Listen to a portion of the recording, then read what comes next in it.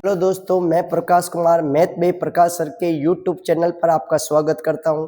जैसा कि मैंने आपको कहा था कि मैं प्रॉफिट लॉस वाले टॉपिक के बहुत ही इम्पोर्टेंट क्वेश्चन, बहुत ही महत्वपूर्ण प्रश्न मेरे यूट्यूब चैनल पर अपलोड करने जा रहा हूं। तो एक पार्ट मैंने अपलोड कर दिया था, कुछ बचे हुए प्रश्न और मैं अपलोड करने जा रहा हूं। तो उन्हीं इम्पोर्टेंट प्रश्नों को आगे की ओर लेकर चलते हुए, तो देखिए हमारा जो पहला प्रश्न है, 8वां जो प्रश्न है, क्योंकि 7 प्रश्न मैं करा चुका हूं। सचिन ने अपना स्कूटर 20% हानि से अंकुर को बेचा।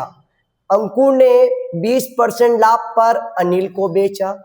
अनिल ने 4,800 रुपए में खरीदा, तो सचिन ने कितने में खरीदा। इस प्रश्न की पहचान यह है कि इस प्रश्न में एक ही वस्तु को बार बार बेचा जा रहा है। सबसे पहले सचिन ने एक स्कूटर 20% लाभ पर अंकुर को बेच दिया, अंकुर ने 20% लाभ पर अनिल को बेच दिया और अनिल ने वह स्कूटर 4,800 रुपए में खरीदा। तो हमें यह पता लगाना है कि सचिन ने वह स्कूटर कितने में खरीदा।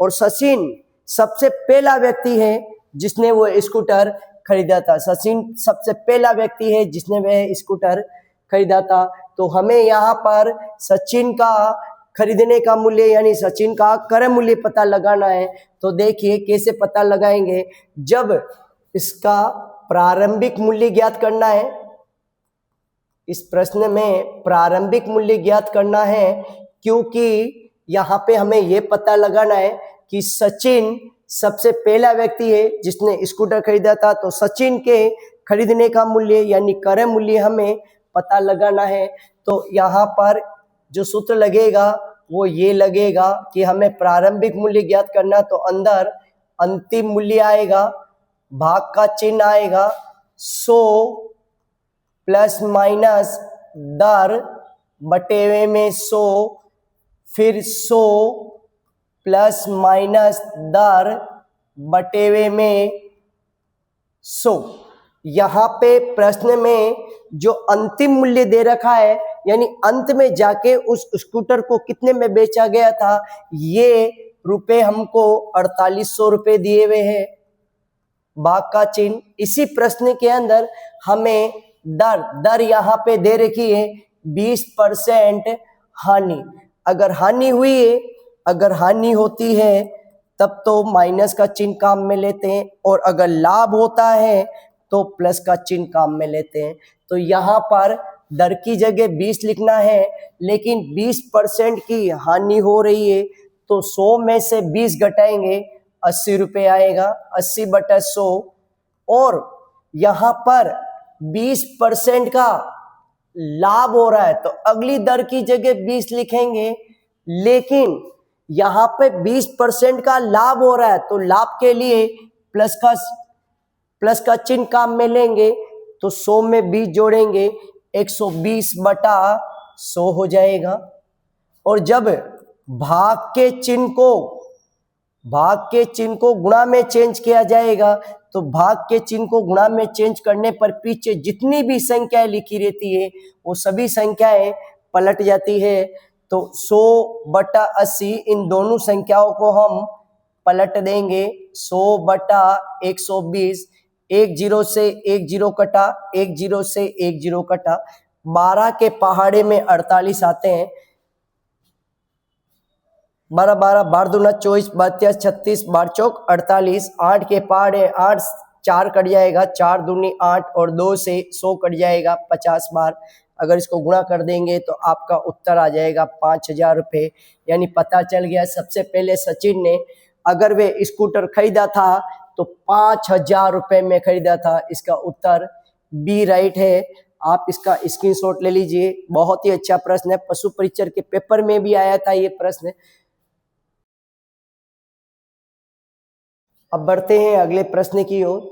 अगला प्रश्न देखिए, एक घड़ी को 1440 रुपए में बेचने पर 10% की हानि होती है, तो उस घड़ी को कितने में बेचा जाए ताकि 15% का लाभ हो जाए। हमें यहाँ पर यह कहा जा रहा है कि एक घड़ी को 1440 रुपए में बेचा जा रहा है। घड़ी को 1440 रुपए में बेचा जा रहा है और 1440 रुपए में बेचने पर बेचने वाले दुकानदार को 10% की हानि होती है। बेचने वाले दुकानदार को 10% की हानि होती है, लेकिन वह दुकानदार 10% की हानि नहीं चाहता। वह दुकानदार 15% का लाभ चाहता है। तो 15% के लाभ के लिए उस वस्तु को कितने में बेचना होगा, ये हमें पता लगाना है कि उस वस्तु को, उस घड़ी को कितने में बेचा जाए ताकि 15% का लाभ हो जाए। क्योंकि 1440 रुपए में बेचने पर तो 10% की हानि हो रही है और वो दुकानदार 10% हानि नहीं 15% का लाभ चाहता है।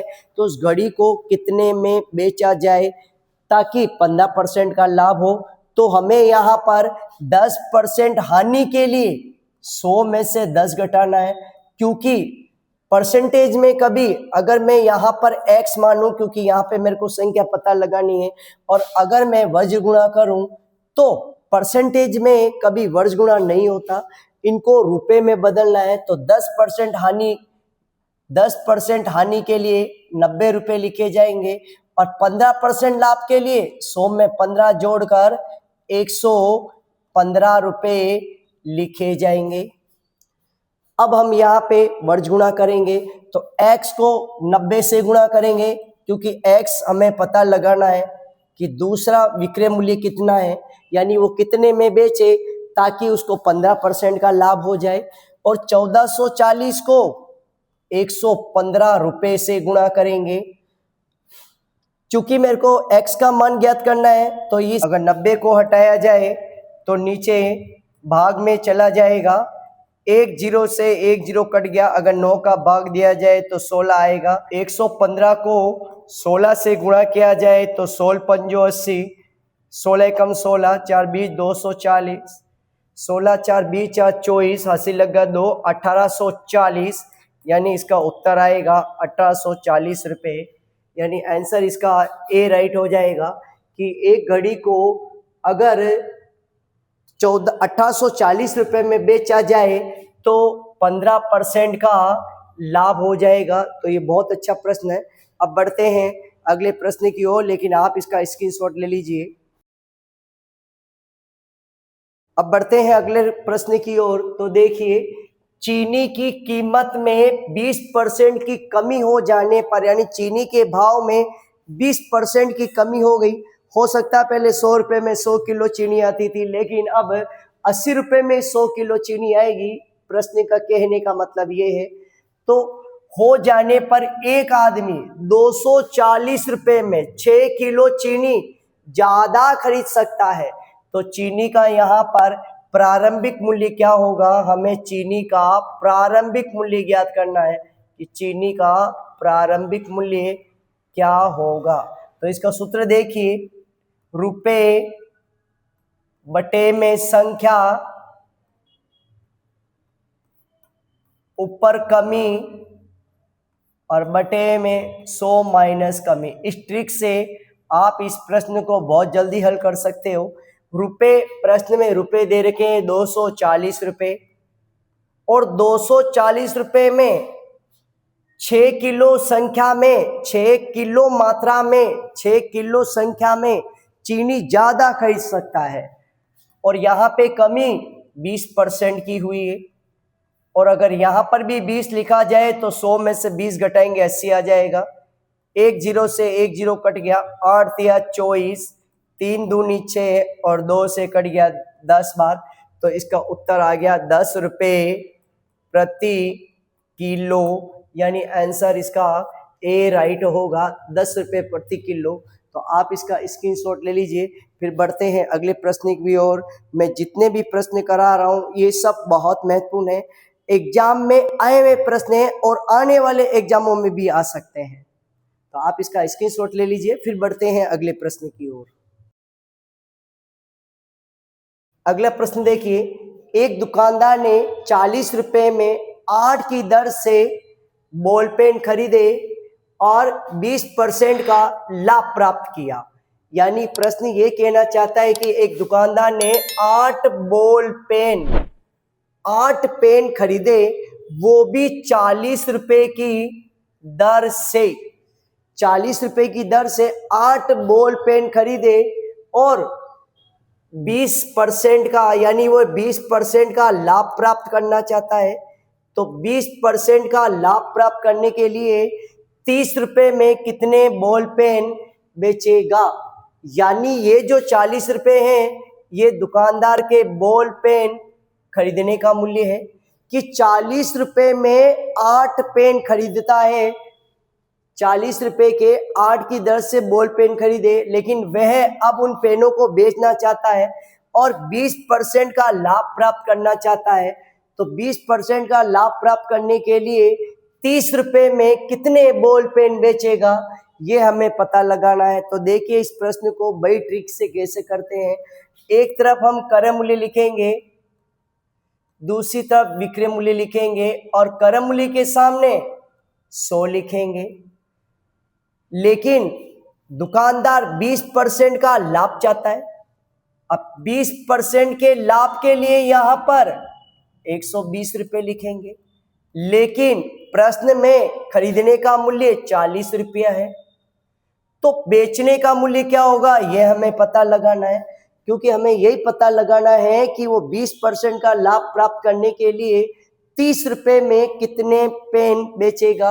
यहाँ लिखा हुआ है बेचने को विक्रय मूल्य कहते हैं, बेचने को विक्रय मूल्य कहते हैं।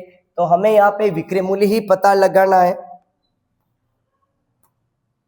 तो देखिए पहले यहाँ पे क्रॉस मल्टीप्लाई कर देंगे, 100 को x से गुणा करेंगे और 40 को 120 से गुणा करेंगे।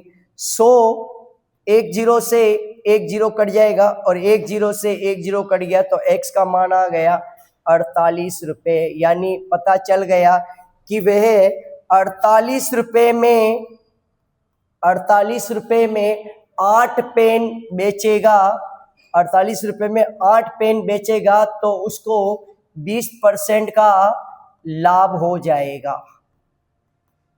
अगर वो 48 रुपए में 8 पेन बेचेगा तो उसको 20% का लाभ हो जाएगा। लेकिन प्रश्न ये कह रहा है कि अगर वो 48 रुपए में 8 पेन बेच रहा है तो 30 रुपए में कितने पेन बेचेगा, 30 रुपए में कितने पेन बेचेगा, ये हमें पता लगाना है।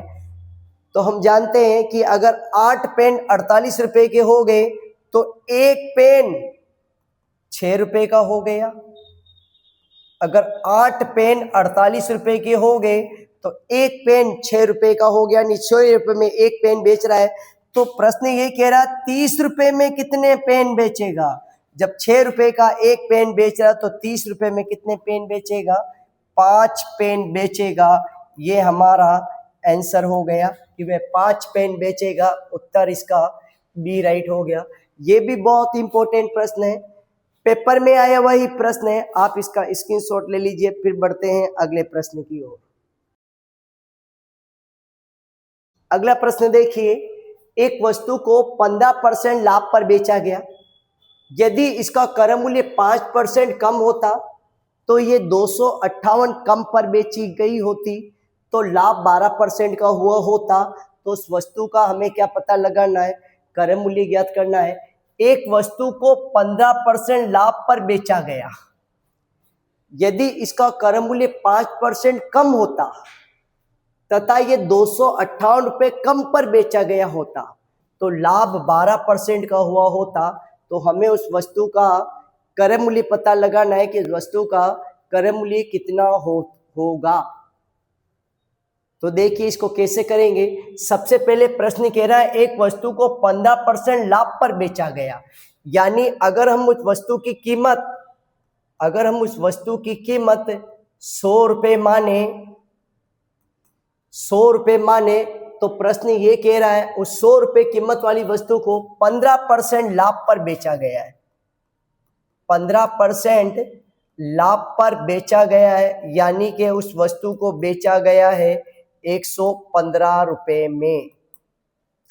115 रुपए में बेचा गया। यदि इसका क्रय मूल्य 5% कम होता, अगर इसका क्रय मूल्य 5% कम होता, यानी कि अगर इसका क्रय मूल्य 5% कम, 5% कम यानी अगर 95 रुपये होता, क्योंकि 100 रुपये का 5%, 100 रुपये का 5% 5 रुपये ही होता है।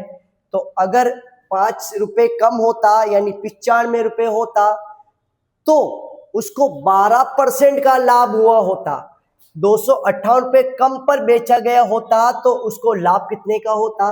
12% का लाभ होता। यानी अब यहाँ पर 95 रुपये पर 5% कम, यानी 100 रुपये पर 5% कम, यानी क्रय मूल्य 5% कम होता है, यानी 95 रुपये हो जाता है। तो 95 रुपये पर उसको 12% का लाभ होता है। 95 रुपये पर 12% का लाभ होता है। तो हमें ये पता लगाना है कि 12% का लाभ होता है, तो 12% लाभ पता लगाना पड़ेगा कि 95 रुपये पे 12% का लाभ यानी कितने रुपए का लाभ होता है? 12 बटे में 100 अगर गुणा कर दे, 12 पंजो 60, 6 12 नम्मा 108, 108 में 6 जोड़ा 114, यानी 11 रुपये 40 पैसे का लाभ होता है। 11 रुपये 40 पैसे का लाभ होता है। तो यहाँ पर वस्तु को कितने में बेचा जा रहा है कि 11 रुपये 40 पैसे का लाभ हो रहा है। तो 95 रुपये में 11 रुपये 40 पैसे जोड़ देंगे तो हो जाएगा 106 रुपये 40 पैसे। तो यहाँ पर पहले वस्तु को 115 रुपये में बेचा जा रहा था, अब वस्तु को 106 रुपये 40 पैसे में बेचा जा रहा है। तो हमें इन दोनों का अंतर पता लगाना पड़ेगा कि इन दोनों में अंतर कितने रुपए का है। तो देखिए कैसे पता लगाएंगे। हमें यहाँ पे अंतर पता लगाना है। तो 115 रुपये 00 पैसे में से 106 रुपये 40 पैसे घटा देंगे। 0, 10 में से 4 गया 6, 14 में से 6 गया 8, यानी 8 रुपये 60 पैसे कम में बेचा जाएगा। यानी यहाँ पे 8 रुपये 60 पैसे का अंतर आएगा। तो देखिए यहाँ पर मेरा जो क्रय मूल्य था वो मैंने 100 रुपये माना था, और 100 रुपये मानने पर यहाँ पे जो अंतर आया है वो 8 रुपये 60 पैसे का आया है। लेकिन प्रश्न के अनुसार 258 रुपये का अंतर आना चाहिए। तो प्रश्न के लिए क्रय मूल्य कितना होना चाहिए हमें ये पता लगाना है। तो हम यहाँ पे वर्ष गुणा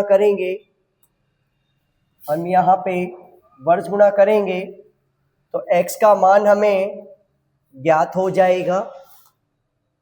तो देखिए x को 8 रुपये 60 पैसे से गुणा करेंगे और 100 रुपये को 258 से। अगर ये 8 रुपये 60 पैसे नीचे भाग में भेज दिए जाए और पॉइंट हटाने पर ऊपर 100 लगाया जाए तो 1 0 से 1 0 कट गया। और अगर इसको काटे तो 2 चौक 8, 2 तिया 6 और ये भी कट गया। 2 एकम 2, 2 दूनी 4, 2 नौ 18, 43 के पहाड़े में 3 बार बोलने पर 129 आ जाते हैं।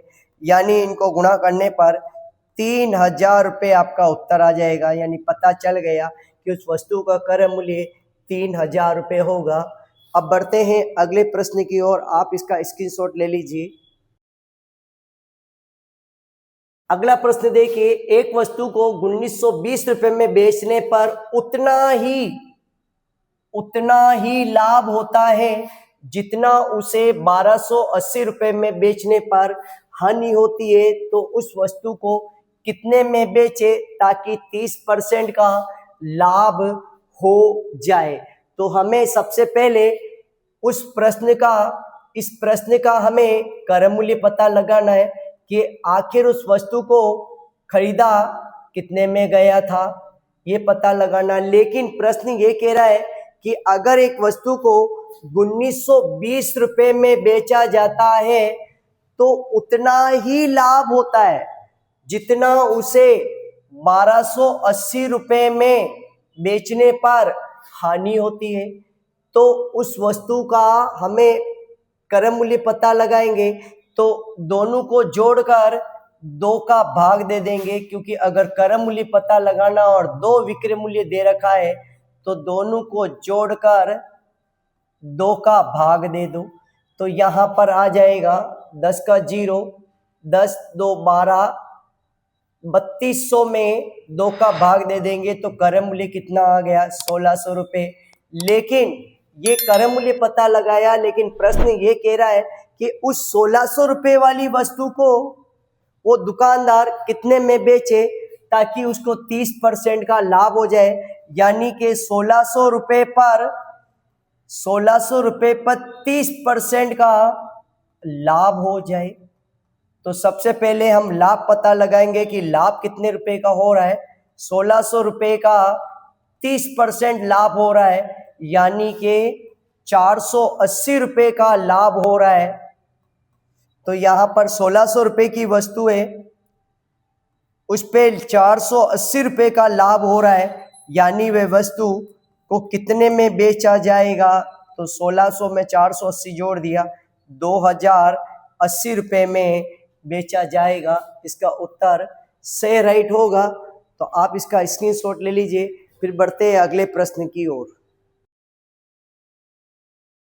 अगला प्रश्न देखिए, किसी वस्तु का क्रय मूल्य विक्रय मूल्य का 4/5 भाग है, यानी क्रय मूल्य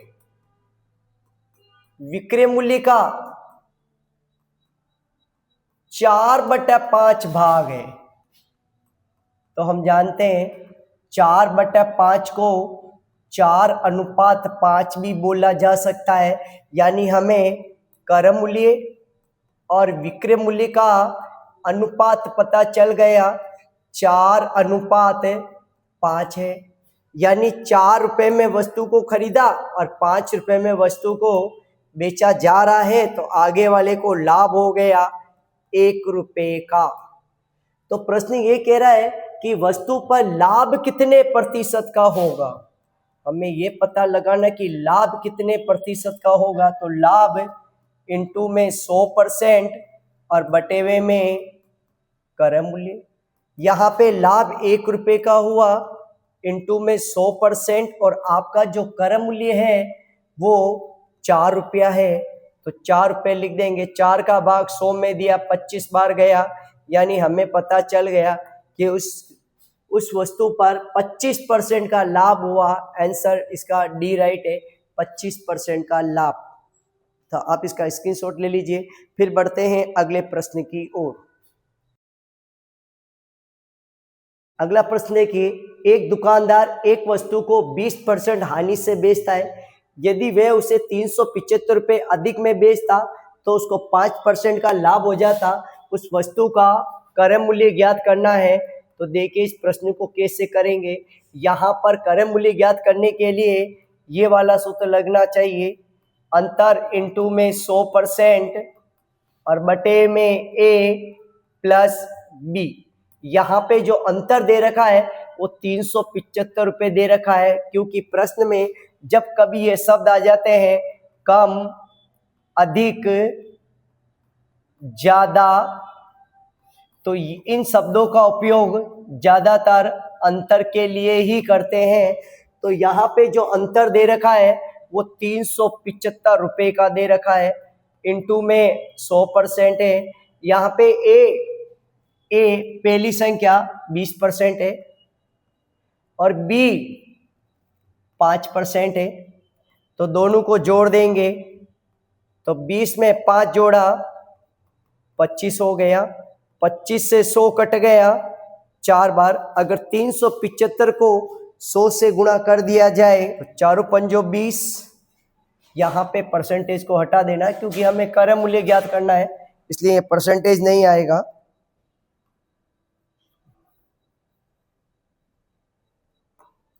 तो 4 पंजो 20, 4 7 28, 2 30, 4 3 12, 3 15। आपका उत्तर आ गया 1500 रुपये, यानी आंसर डी राइट होगा। तो यहाँ पे क्रय मूल्य ज्ञात करना है, तो ये सूत्र याद कर लो आप, अंतर इंटू में 100, ए प्लस बी जिसमें अंतर की जगह आपको 375 लिखना है, ए की जगह 20 लिखना है, बी की जगह यहाँ पे 5 लिखना है। 20 5 को जोड़ा 25, 25 से 100 कट गया 4 बार, 375 को 4 से गुणा कर दिया। इसका राइट उत्तर आ गया 1500 रुपये। ये आंसर राइट है।